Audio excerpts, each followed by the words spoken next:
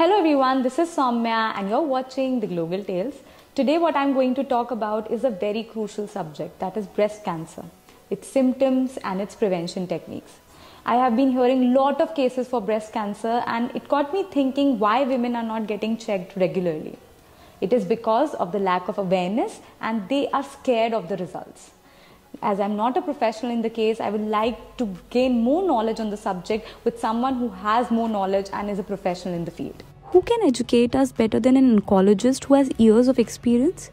Let me book a consultation appointment so that I can clear all our doubts about breast cancer. Wow, that only took a few seconds. I am quite impressed with how they have built their website.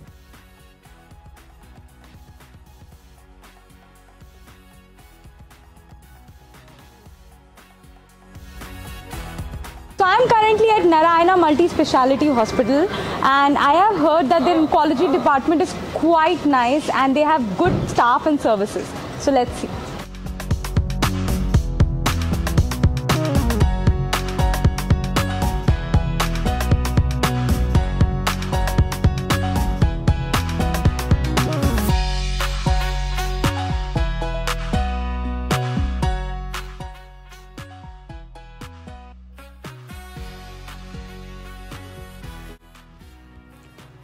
I'm really happy that I chose this hospital for my consultation appointment as it looks very well maintained.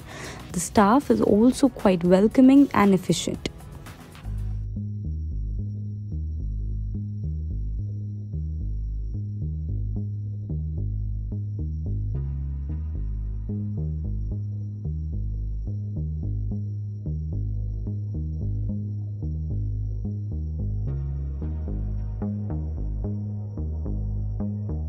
Hi ma'am. Hello. Yes, Soumya. Please. Hi ma'am. Hello. Please can you tell us the symptoms of breast cancer?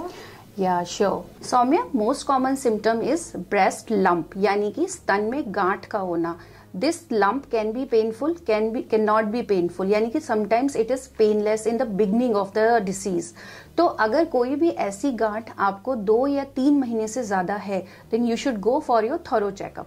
Second जो common symptom होता है वो होता है nipple से discharge होना.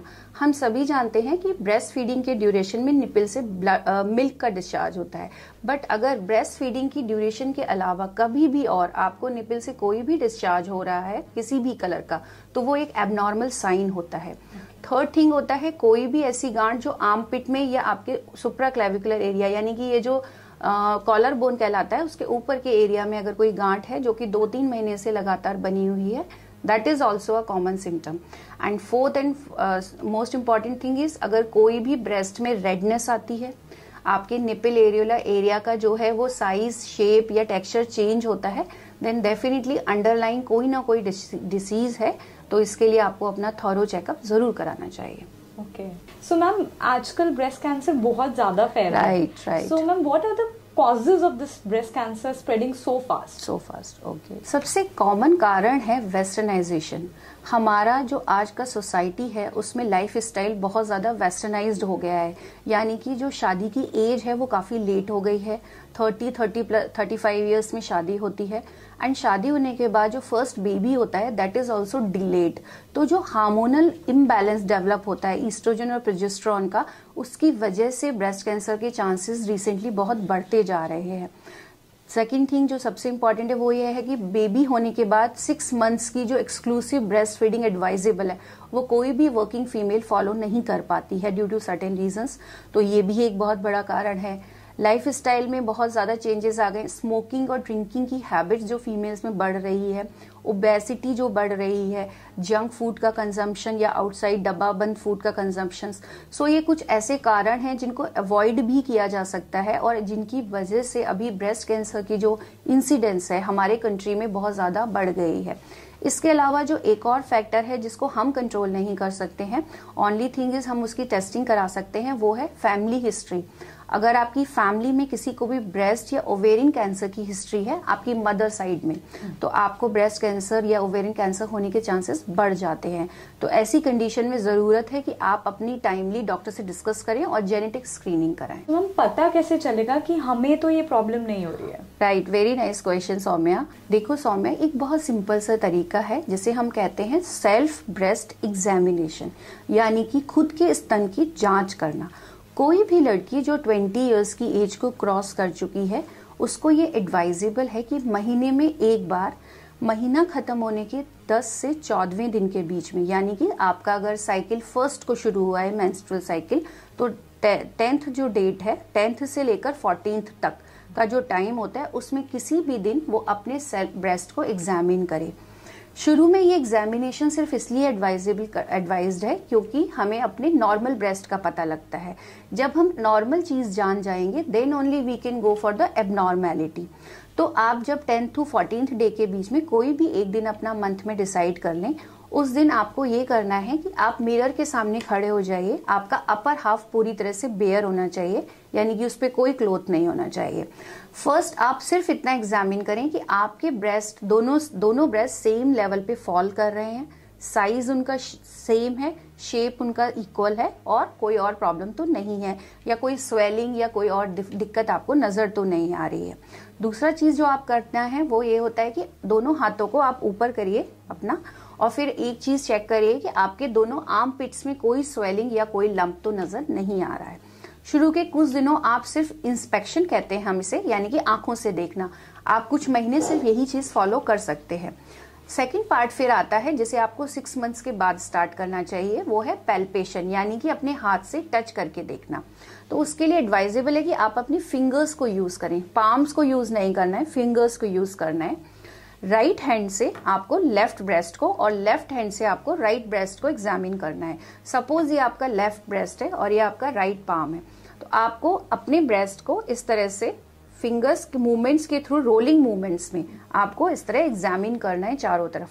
जब आप चारों कॉर्नर्स एग्जामिन कर लें तो उसके बाद सेंटर का जो निपिल एरियोला एरिया है उसको भी एग्जामिन करना होता है, और बहुत सॉफ्ट हैंड से करना है, पोक नहीं करना, बहुत ज्यादा प्रेशर नहीं देना है। इसी तरह से आपको हाथ ऊपर करके आर्म्स के एरिया को करना आता है। अच्छा, जब भी आप अपना ब्रेस्ट एग्जामिन करें तो मेक श्योर कि अगर आप अपना लेफ्ट ब्रेस्ट एग्जामिन करें तो आपका लेफ्ट हैंड जो है वो सिर के पीछे हो। उस कंडीशन में आपका जो ब्रेस्ट मूवमेंट, हैंड मूवमेंट्स जो होते हैं वो इजीली हो जाते हैं। सो ये तरीके आप अपना फॉलो कर सकते हैं। इसे हम सेल्फ ब्रेस्ट एग्जामिनेशन कहते हैं। इस मेथड से अगर आपको कोई भी लंप नजर आता है या कोई भी चेंजेस नजर आते हैं तो आप अपने नियरेस्ट डॉक्टर को या गायनेकोलॉजिस्ट को जाकर फिर कंसल्ट कर सकते हैं। मैम, मैंने सुना था मेमोग्राफी के बारे में, जो कि शायद स्क्रीन करता है ब्रेस्ट कैंसर के लिए। क्या आप उसके बारे में कुछ बता सकते हैं? श्योर। देखो सौम्या, जिस तरह से चेस्ट एक्सरे होता है जिसके बारे में हर कोई जानता है कि छाती का एक्सरे, उसी तरह से एक स्पेशल एक्सरे बना है जिसे हम मेमोग्राम कहते हैं, जो ब्रेस्ट यानी कि स्तन का एक्सरे होता है। इसमें हम बहुत लो डोज एक्सरे किरणों के द्वारा स्तन की जांच करते हैं। तो अगर आपके स्तन में कोई भी चेंजेस आ रहे होते हैं तो ये उनको बहुत जल्दी डिटेक्ट कर लेता है।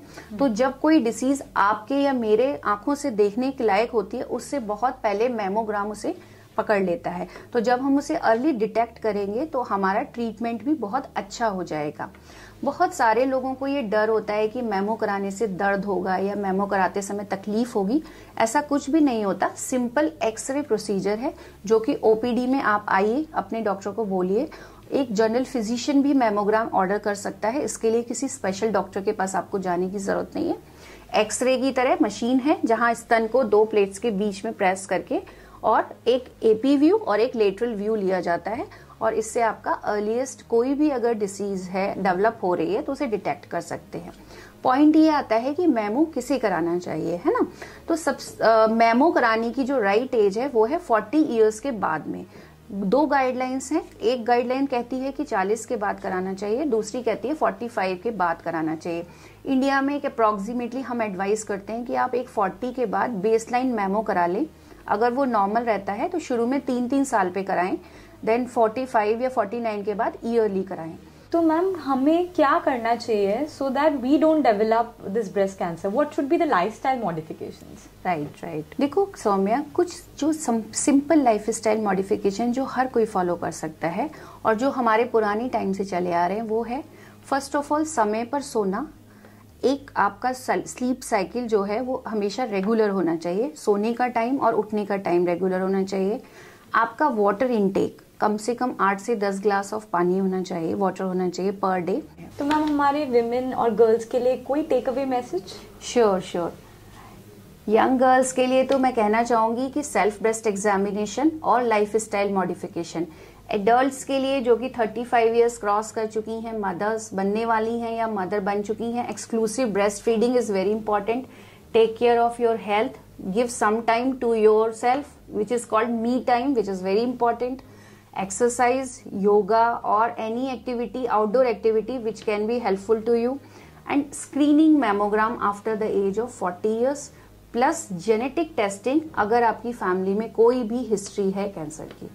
So these are very small things that if anybody can follow, that will be helpful to them very much. Thank you so much, ma'am. Thank you for your, immense knowledge, and definitely it will help our women and girls out there. Thank you, Soumya. I would like to urge all of you guys to take this step and educate yourself, because if you stay aware, you can spread this knowledge to your friends and family too. I would request all of you must visit Narayana Health's website or app and book a consultation at Narayana Multi Speciality Hospital, Jaipur.